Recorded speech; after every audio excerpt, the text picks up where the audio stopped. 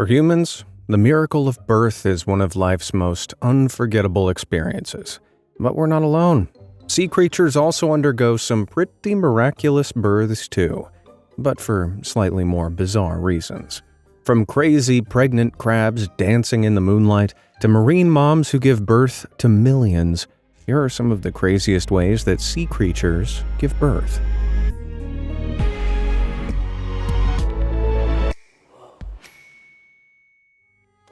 Eggs Real. Stingrays are best known for looking like the ravioli of the sea, growing up to 4.5 foot wide and having painful, venomous stingers. But if you thought those freaky features were otherworldly, wait until you hear about how these guys give birth. Like most marine life, stingray mothers produce eggs inside their body. However, unlike typical sea creatures, stingrays are ovoviviparous, meaning that the mothers keep the eggs inside their body even after they hatch. Usually after a gestation period of 3 months, the embryos emerge from the eggs. The developing stingray pups receive nutrition from a milky, rich substance developed in the mother's uterus and attached to them via sacs, helping them grow big and strong. Eventually, when Labor Day comes, stingray moms pop out these haunting horrors.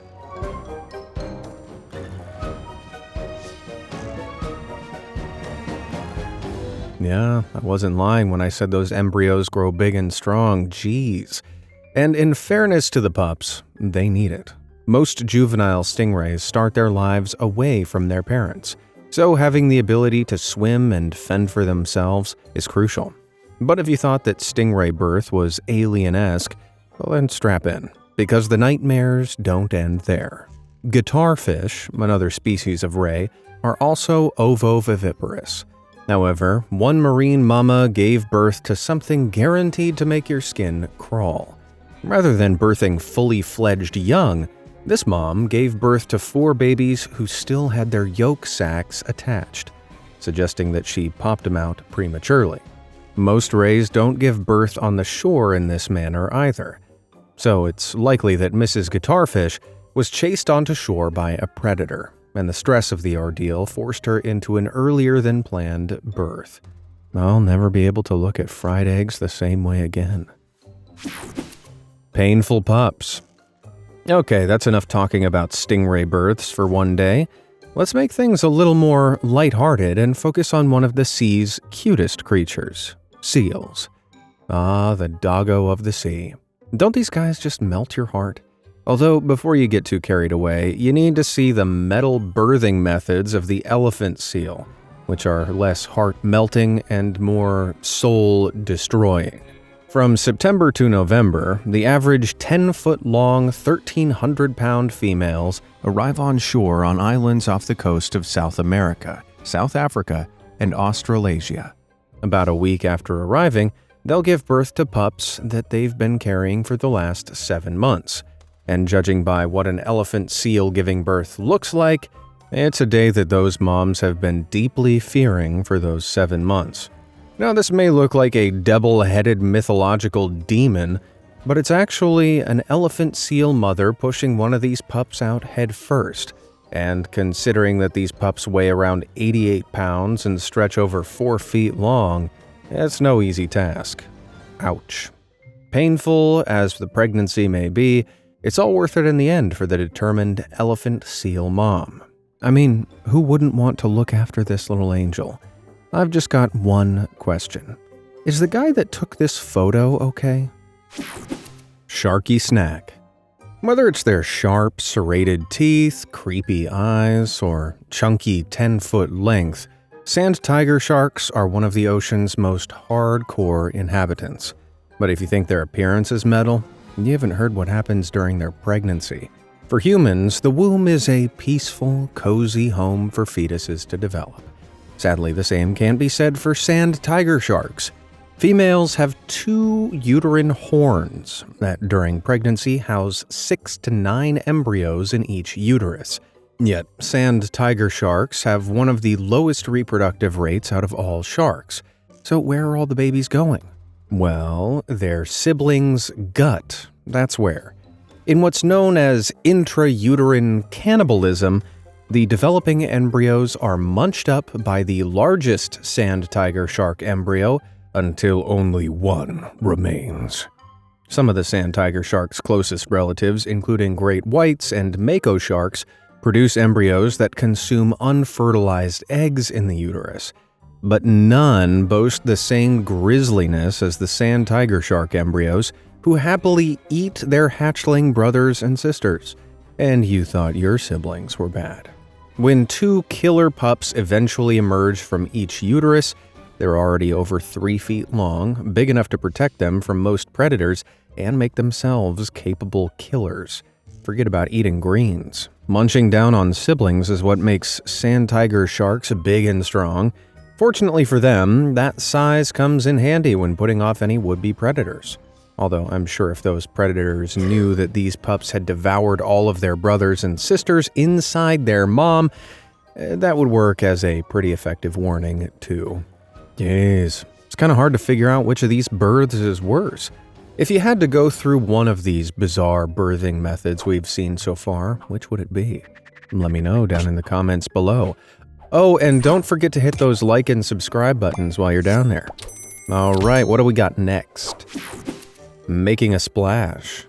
Thankfully, splashing tetra babies don't have such a gruesome welcome into the world, but that doesn't make their birthing process any less bizarre. When these freaky fish, found in the rivers of South America, are ready to reproduce, the male looks for a suitable leaf. Now, it may sound odd that a fish is into plant life, but that greenery plays a vital role in the birth of splashing tetra young. The male goes in search of the perfect leaf on which to lay eggs, and when he finds a mate, they perform a crazy jump. But they're not just hopping around for the fun of it. The pair leap out of the water in perfect unison, so much so that to the human eye, they can appear as one. Having landed on the leaf, the female will deposit her eggs, and the male must fertilize them immediately. After the strange ritual is complete, the male splashes water on the eggs with his tail to prevent his young from drying out.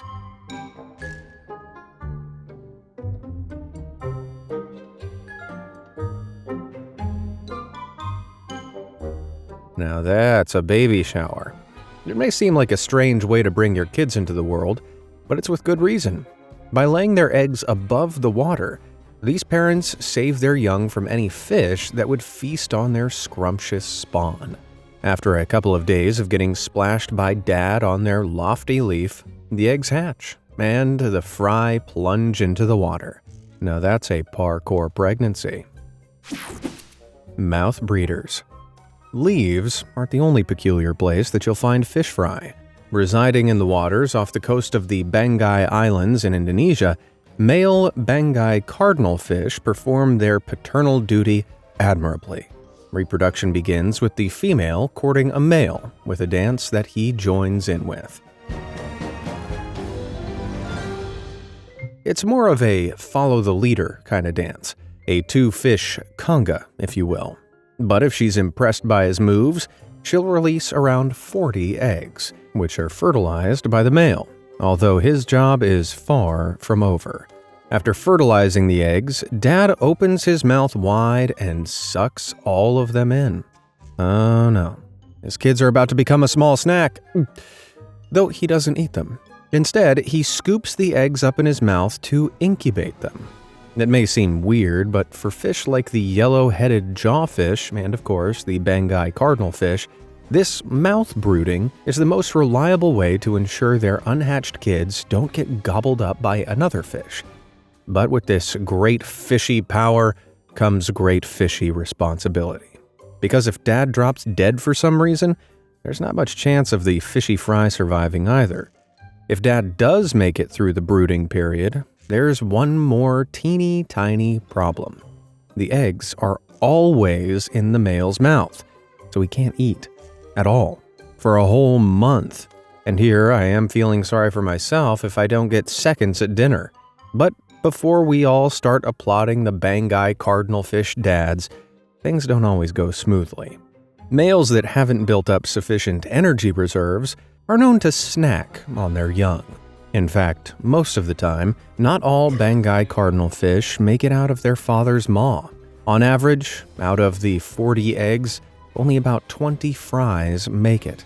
Well, sometimes food just tastes better if you make it yourself. Male martyrs. Banggai cardinal fish aren't the only dads to do their bit when it comes to pregnancy. After an elaborate courtship dance, female seahorses deposit their eggs in a mate. But this time, they don't end up in dad's mouth. Instead, the male seahorse has his own belly brood pouch where he fertilizes his mate's eggs. As the embryos grow, so does the seahorse's abdomen, just like with human pregnancy. Only it's not the female whose belly gets a bump.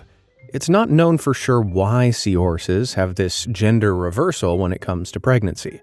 One theory is that giving the male the job of bearing the young leaves the female free to start producing the next batch of eggs. After about 30 days, Labor Day finally arrives for Dad. Although it may look like he's got a bout of the sneezes, male seahorses open their abdomen before having contractions that release their teeny tiny babies, most of which are less than 12 millimeters in size. And then they're left to fend for themselves. Charming. But seahorses aren't the only determined dads who have a brood pouch to help raise their young. The closely related sea dragon has a spongy brood patch on the underside of its tail. During mating, the female will deposit around 250 bright pink eggs onto the male's tail. The eggs then lock onto the brood patch. After about 9 weeks of riding on Dad's tail, the spawn begin to hatch. And with a little shake, the babies say goodbye to the tail and hello to the open ocean. But just like their seahorsey cousins, sea dragon young don't get any help from mom or dad the moment they're born. Good luck, kids.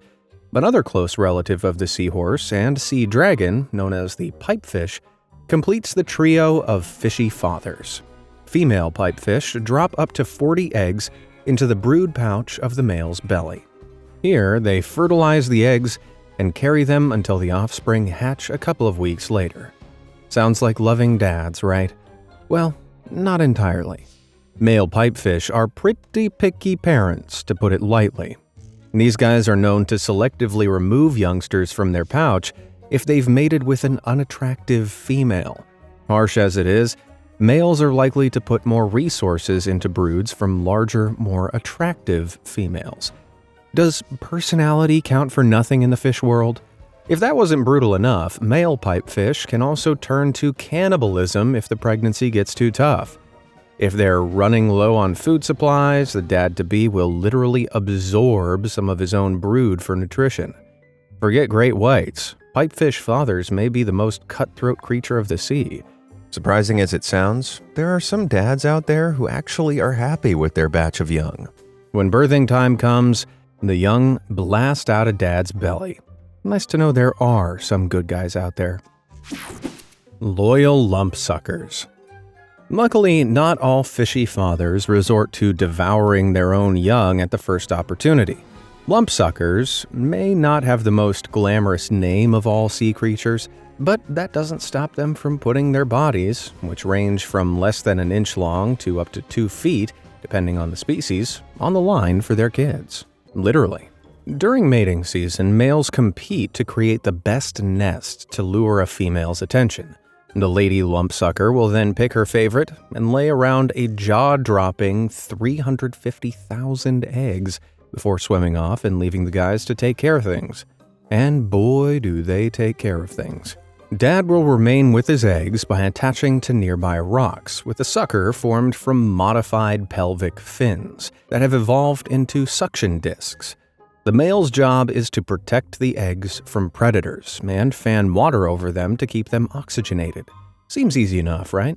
Other than the fact that waves are constantly crashing into the shallow pools where they reside, fortunately, that's where their special suction cup comes in handy. But walloping waves aren't the father's only problem. This process can take an eye-watering 8 weeks. Imagine being stuck on a rock with nothing to do but fan eggs for over 1,300 hours. Though boredom isn't the only problem. When the tide recedes, These daring dads still stay with their spawn, even in the face of any hungry gulls and crows. Sounds like a fearless father. Well, that's until his kids are born. When the little lump suckers eventually hatch from their eggs, Dad returns back to deeper waters, leaving his kids to fend for themselves. Kinda reminds me of my dad. More than 20 years and he still hasn't come back from the store with the milk he said he was going to get. Bulky babies. Not all sea life lays eggs, however. Take the blue whale, aka the biggest animal on the entire planet, with an average length of a mature female measuring in at more than 72 feet and weighing in at close to 250,000 pounds. Because whales are marine mammals, the females carry the offspring in their womb and have live births. And boy, is it a big birth. The fetus develops inside the mother's uterus, growing at about 1 inch per day after 3 months of gestation. But if you think that sounds big, baby blue whales stretch to a whopping 12 feet in length after 7 months in the womb. For some context, a healthy human baby measures about 14 inches long after 7 months of pregnancy, less than 1/10 the size of blue whale babies. After 12 months, they emerge tail first, stretching about 23 feet and weighing in at a staggering 3 tons, making them 4 times heavier than a cow. If pushing a truck-sized kid out wasn't enough of a pain, these mothers actually have to go through the effort of caring through their kids as well. Mr. Lumpsucker could never. Mama supplies the young calf with more than 40 gallons of milk. That's a bathtub's worth of milk every day for up to 7 months. That's more than 8,800 gallons. Oh, mama. Spirally spawn. Unlike blue whales, bullhead shark mothers don't have the tricky task of pushing out a 3-ton baby. But that doesn't make the birth of their own babies any less bizarre. These sharks are oviparous, meaning that they birth their young by laying eggs. Not much is known about how these guys spawn, but one thing we do know is that mother bullhead sharks lay some of nature's gnarliest looking eggs. You probably think of eggs in the classic oval-shaped, chicken-laid shape, or maybe even a small spherical fish egg. But it seems bullhead sharks didn't get the memo. Female bullhead sharks lay up to 16 spiral-shaped, 4-inch-long eggs every year. They look more like a pine cone than something that's come out of an animal. So what's the reason for these eccentric egg cases? Unlike most fish who carelessly spurt their eggs and sperm into the water, bullhead shark mothers carefully find a suitable home for their eggs. The mama will carefully swirl the egg in her mouth before locking the specially adapted egg between rocks in hard-to-reach places. This prevents them from washing away and stops any predators from finding an easy snack of scrambled shark egg for breakfast. You'd probably think that the mother would be waiting impatiently for her egg spirals to eventually hatch, but no. As soon as she finds a suitable crevice for her young, she leaves them to figure the rest out. So much for motherly love. Egg extravaganza. Of course, bullhead sharks aren't the only ocean-dwelling critters to birth their young by laying eggs. All 7 species of sea turtle also produce eggs. But unlike bullhead sharks, sea turtle eggs look a tad more traditional. But what's amazing about the birth of these cuties is the unique process that their mothers go through to ensure their survival.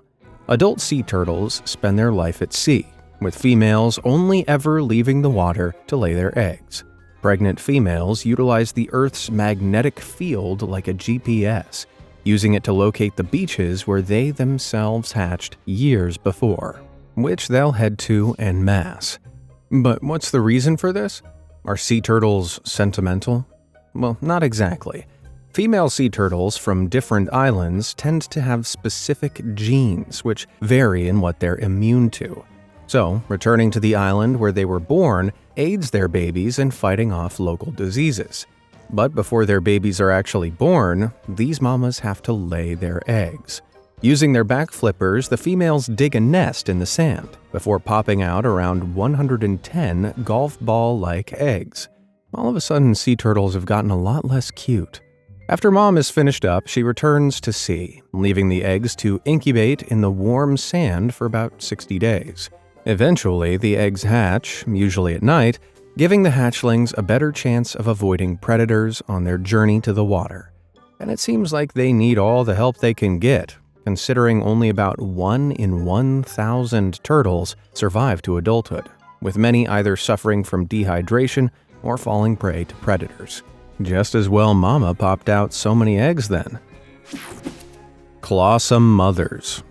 Now, we couldn't talk about beach babies without giving a mention to Christmas Island red crabs. These crimson crustaceans are found on Christmas Island, surprise, surprise, off the northwest coast of Australia. Each year, they make a mass migration from the island's forest to the coast to breed. And I mean mass. Over 50 million of these critters migrate across the island each year. And considering that Christmas Island is over 1,000 times smaller than Florida, you can imagine the constant red tailback. In fact, it's so busy that the red carpet of crabs even forces roads to close. After migrating in their millions, these colorful crabs breed by the coast. At this point, the male's job is done, so he returns to the forest. How endearing. But unlike her mate, the female's work is far from finished. They lay about 100,000 eggs each, which they then incubate in their abdominal brood pouch. Without fail, red crabs spawn their almost infinite supply of babies at high tide during the last quarter of the moon. And no, it's not because they've adopted some pagan ritual. It's because at this time, the female crabs have a shorter distance to reach the sea before releasing their eggs. And boy, do they release them in style.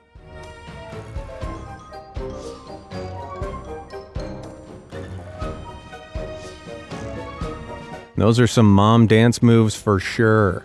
But the maniac shaking is actually meant to release the hundreds of thousands of eggs. Now you may be wondering, how does a mother look after that many children? Well, she doesn't. Red crab eggs hatch as soon as they make contact with the water. And from that point, well, they're on their own. If they make it, the baby crabs will remain at sea for the next 3 to 4 weeks as they develop before the survivors return to invade the beaches in their millions, sometimes billions. But sadly, their chances of survival aren't very high. The vast majority will never make it out of the water, swallowed up by fish, manta rays, or even enormous whale sharks. Talk about shellfish parents. Yeah, I'll see myself out for that one. Squid Game. Back in the depths of the ocean, you'll find a squid with a very peculiar style of protecting her eggs. Most species of squid reproduce by depositing their egg cases on the ocean floor, but some squid take a more tentacles-on approach. Researchers have recently discovered 2 species of squid, the Gonatus onyx and the Bathytuthius beryi, that carry their eggs in their arms. It may look like these mothers are sprinkling fairy dust in the deep sea, but those speckles are their eggs. Currently, not much is known about the behavior of Bathytuthius beryi mothers, but the struggles of Gonatus onyx moms is more well understood. Carrying just one baby sounds like hard work, but these mamas have to hold some 3,000 of them for a whole 9 months. Sadly for these squid, the struggle doesn't end at tired arms. Some Gonatus onyx have been observed with nubs, where 2 feeding tentacles should have been. It's believed that mothers bite them off before spawning to make up more space for their egg mass. But arms aren't the only sacrifice these meddlesome mothers make. Carrying so many embryos means that the mothers aren't able to swim quickly, putting them at risk of being caught by predators. Fortunately for Gonatus onyx, floating around at depths between 5,000 and 7,000 feet means they avoid most predators. However, some deep-diving animals, like elephant seals, would no doubt make a quick snack of mom and co. if they crossed paths. But hungry hunters aren't the only problem for mama squid. The Gonatus onyx doesn't feed whilst holding their batch of young at all. Yeah, you heard right. these mothers will go without food for up to 9 months, by which time they're both starving and exhausted. After a 9-month-long struggle, mom eventually gives birth to what looks like a cluster of mini stars. Sadly, not everything about this birth is so majestic. After the eggs hatch and float off, Mommy Dearest perishes from starvation and sinks to the seafloor, where she and her empty egg sac become food for scavengers. And I thought my mom had it rough. The virgin sawfish. Now, if you thought a pregnant squid mama looks strange, get a load of the small-toothed sawfish. Yet the story behind how sawfish, which despite the name are actually part of the ray family, can give birth is even weirder than their kooky appearance. Usually there's nothing unremarkable about the way the small-toothed sawfish gives birth. The male fertilizes an egg from a female who after 12 months can give birth to up to 20 pups, similar to the previously mentioned stingray. Sadly, however, these creatures are critically endangered due to habitat loss, and less rays means less chance of finding a mate. Luckily, female small-toothed sawfish have a trick up their fin. Scientists discovered that about 3% of sawfish living in a Florida estuary were born without ever having fathers. That takes being a single mother to a whole new level. This form of asexual reproduction is called parthenogenesis. It occurs when there are no males present to fertilize the female's eggs. Now, usually reproduction involves an egg cell and a sperm cell, each providing 50% of the genetic information to create an organism. But with parthenogenesis, the egg cell combines with what's called a polar body, a cell that's a byproduct of egg production. When push comes to shove, these clever critters can use the polar body to fertilize the egg cell. In short term, it's a pretty ingenious solution to solving the sawfish's population problem. However, further down the line, these less genetically diverse offspring are more vulnerable to harmful mutations and environmental changes.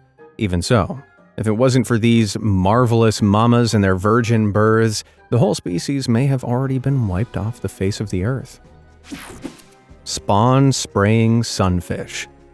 Sawfish aren't the only creepy-looking sea critters to have crazy birthing stories, though.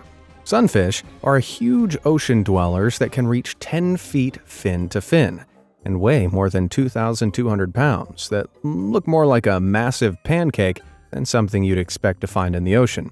But, like with the sawfish, the way these guys give birth is even more shocking than their shape. Sunfish reproduce through a method known as broadcast spawning, where the male and female release both eggs and sperm into the water and they fertilize externally. The female can produce a massive 300 million eggs, the most of any vertebrate on the planet. When the eggs hatch, sunfish larvae are only 3/32 of an inch long and weigh less than a paperclip. Yet, despite their slight size at birth, they grow a colossal 60 million times their original weight when mature. If humans had that kind of growth, adults would weigh around 220,000 tons. For some context, that's about the same weight as the 1,730-foot-high Willis Tower in Chicago. You may be wondering where all these giants are lurking, considering that mama pops out 300 million eggs.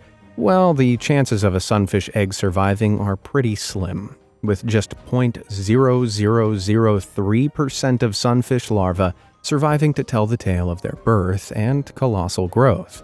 Man, I thought human kids went through crazy growth spurts. So which crazy sea critter birth surprised you the most? Do you know any other bizarre birthing methods from the deep blue? Let me know down in the comments below, and thanks for watching.